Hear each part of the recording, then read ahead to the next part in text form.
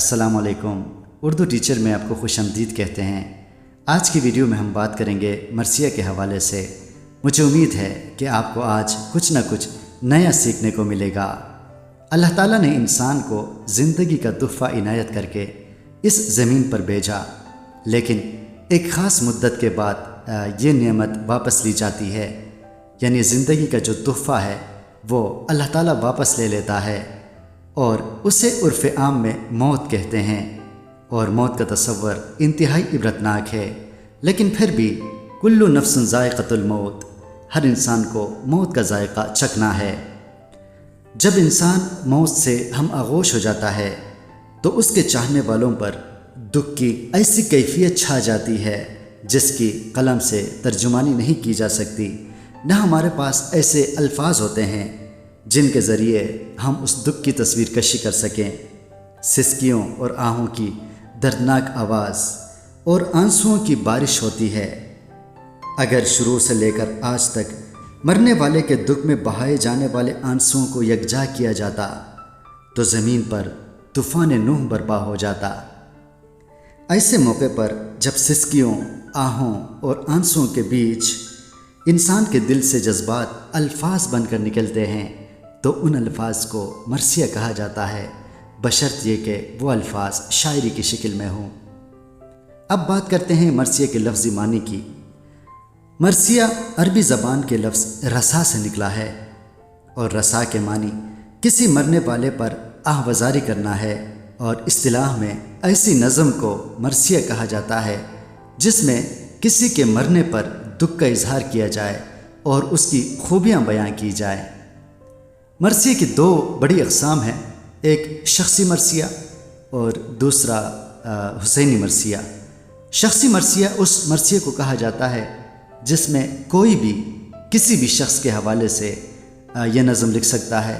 کوئی بھی عزیز وفات پا جائے، کوئی پسندیدہ شخصیت وفات پا جائے تو کوئی بھی اس کے لیے نظم تخلیق کر سکتا ہے، جس طرح مرزا اسد اللہ خان غالب نے اپنے منہ بولے بیٹے کے لیے اس نے ایک مرثیہ لکھا تھا، علامہ اقبال نے اپنی ماں کے لیے مرثیہ لکھا تھا۔ اسی طرح کوئی بھی کسی کے لیے بھی لکھ سکتا ہے، اس کو شخصی مرثیہ کہتے ہیں۔ لیکن ایک مرثیہ خاص ہے، وہ ہے حسینی مرثیہ۔ یہ مرثیہ صرف اور صرف حضرت امام حسین، اس کے ساتھیوں کی شہادت اور واقعہ کربلا پر لکھا جاتا ہے۔ یاد رکھیں کہ اردو میں سب سے زیادہ مرثیے واقعہ کربلا پر لکھے جاتے ہیں، باقی جو مرثیے ہیں ان کی تعداد حسینی مرثیوں کے مقابلے میں نہ ہونے کے برابر ہے۔ یہ بات بھی یاد رکھیں کہ مرثیہ غزل، مسدس یا کسی اور ہیئت میں لکھا جا سکتا ہے، اس کے لیے کوئی خاص ہیئت کی پابندی نہیں ہوتی۔ مرثیہ کی ابتدا کی بات کی جائے تو یہ کافی پرانی صنف ہے، اور اس کی ابتدا عرب سے ہوئی ہے۔ عربی شاعری میں بہترین مرثیے تخلیق کیے گئے۔ عربی سے یہ صنف فارسی میں آئی اور فارسی شعراء نے مرثیے لکھنا شروع کر دیا۔ ابتدا میں اس صنف کو زیادہ تقویت اور شہرت نہیں ملی، لیکن جب ایران میں مذہب شیعہ کو فروغ حاصل ہوا تو مرثیے کی صنف عروج کی طرف جانے لگی۔ حضرت امام حسین کی شان میں بے شمار مرثیے لکھے گئے۔ اردو میں مرثیے کی ابتدا کی بات کی جائے تو اس کا آغاز دکن سے ہوا۔ سلطنت بہمنہ کے دوران دکن شہر کو غیر ملکیوں کے لیے پرکشش بنایا گیا تھا۔ مختلف ممالک جیسے کابل، ترکستان، عراق، ایران وغیرہ سے تاجر، ادیب، سیاح وغیرہ دکن آتے جاتے تھے۔ خاص طور پر ایران کے ساتھ تجارتی اور تہذیبی تعلقات ہونے کی وجہ سے بہت سے لوگ دکن آیا کرتے تھے، یہاں تک کہ شعراء و ادبا بھی ایران سے دکن میں آئے اور یہاں پر قیام پذیر ہو گئے۔ دربار سے بھی ایرانی شعراء وابستہ تھے، اس لیے فارسی شعر و ادب علاقے میں رواج پا رہا تھا۔ انہی شعراء و ادبا کی وجہ سے آہستہ آہستہ مرثیہ فروغ پایا۔ دکن میں مرثیہ نویسوں میں پہلا نام شجاع الدین نوری بیجا پوری کا لیا جاتا ہے۔ یاد رہے کہ بعض ناقدین کے نزدیک محمد قلی قطب شاہ پہلے مرثیہ نگار ہیں۔ مرثیے کی صنف آگے چل کر جب عام ہو گئی تو انیس اور دبیر نے اس صنف کو آسمان کی بلندیوں تک پہنچا دیا۔ مرثیے کی ابتدا کے بعد مرثیے کے اجزاء کی بات کرتے ہیں۔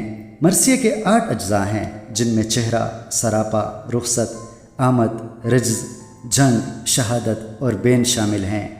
سب سے پہلا جز یعنی چہرہ، اس میں تمہید بیان کی جاتی ہے۔ اکثر شعرائے کرام اپنی قوت گویائی، اپنی بہترین شاعری اور خاندانی وجاہت کا تذکرہ کرتے ہیں۔ جیسے ایک مثال میں یہاں پہ پیش کرنا چاہتا ہوں۔ نمک خوان تعلم ہے فصاحت میری، ناطق بند ہے سن سن کے بلاغت میری، رنگ اڑتے ہیں وہ رنگین ہے عبارت میری، شور جس کا ہے وہ دریا ہے طبیعت میری۔ اس کے بعد جو دوسرا جز ہے وہ ہے سراپا۔ جیسا کہ ہم جانتے ہیں کہ سراپا کے معنی سر سے لے کر پاؤں تک ہے۔ اس حصے میں ایک شاعر جس شخصیت کا مرثیہ لکھ رہا ہو اس کا سراپا لکھتا ہے، جیسا کہ سرو شرمائے قد اس طرح کا قامت ایسی، اسد اللہ کی تصویر تھے صورت ایسی، شیر ناروں سے دہل جاتے تھے سہولت ایسی، جا کے پانی نہ پیا نہر میں ہمت ایسی۔ مرثیے کے اجزاء میں تیسرا جز رخصت ہے۔ اس حصے میں شاعر حضرت امام حسین اور ان کے ساتھیوں کے خیمے سے روان ہونے کا منظر خوبصورتی کے ساتھ بیان کرتا ہے۔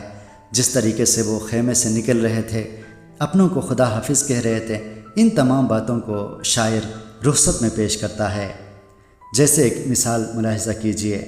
چھوڑ کر روتا انہیں خیمے سے اکبر نکلے، پیچھے فرزند کے روتے ہوئے سرور نکلے، پر عجب حال سے ہم شکل پیغمبر تھے، مڑ کے دیکھتے تھے کہ خیمے سے نہ مادر نکلے۔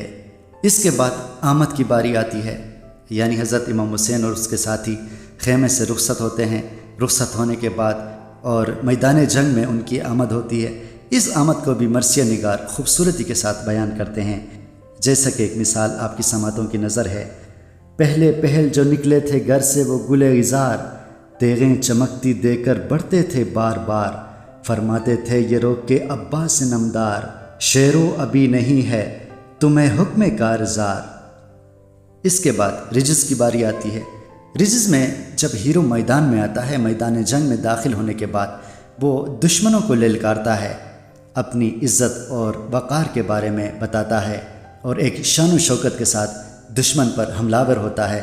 اس کیفیت کو جو بیان کیا جاتا ہے اسے رجز کہتے ہیں۔ ایک مثال ملاحظہ کیجئے۔ میں ہوں سردار شباب چمن خلد بری، میں ہوں انگشتر پیغمبر خاتم کا نگین، ابھی نظروں سے نہاں نور جو میرا ہو جائے، محفل عالم امکان میں اندھیرا ہو جائے۔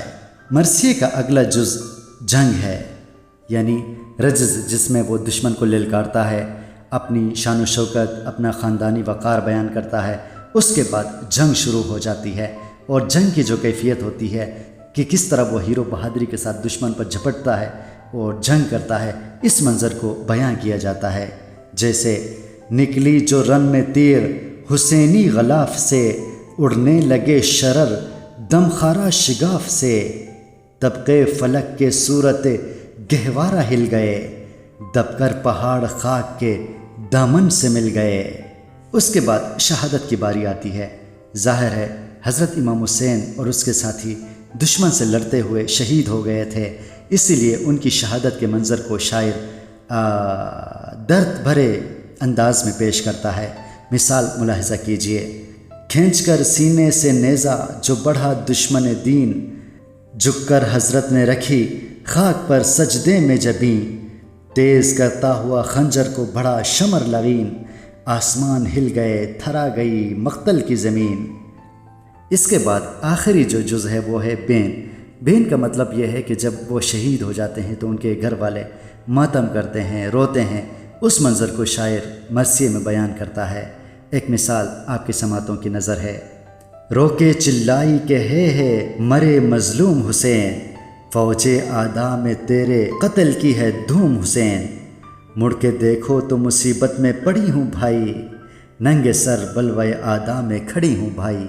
محترم سامعین، یہ تھا آج کا ہمارا لیکچر۔ میں نے کوشش کی ہے کہ آسان الفاظ میں اور ذرا تفصیل کے ساتھ مرثیے کے حوالے سے آپ کو بتا دوں۔ اگر اس میں کوئی کمی بیشی رہ گئی ہے یا ایسی کوئی بات یا نکتہ جسے آپ سمجھتے ہیں کہ ٹھیک نہیں ہے، تو پھر آپ کمنٹس کے ذریعے مجھے بتائیں تاکہ نیکسٹ لیکچر میں ہم اس کی تصحیح کر سکیں۔ بہت شکریہ۔